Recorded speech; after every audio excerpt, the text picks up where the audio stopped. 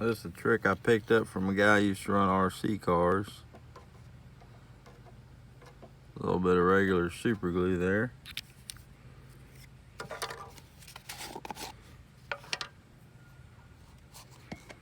Just a little bit of baking soda like you put in your fridge.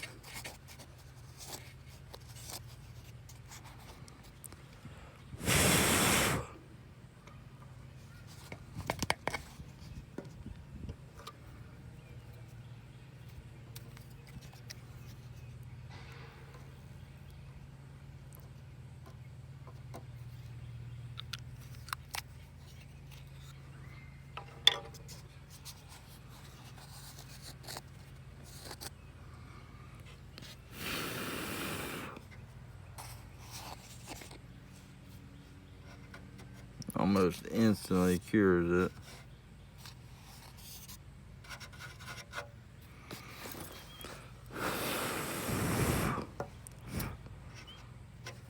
Good as new.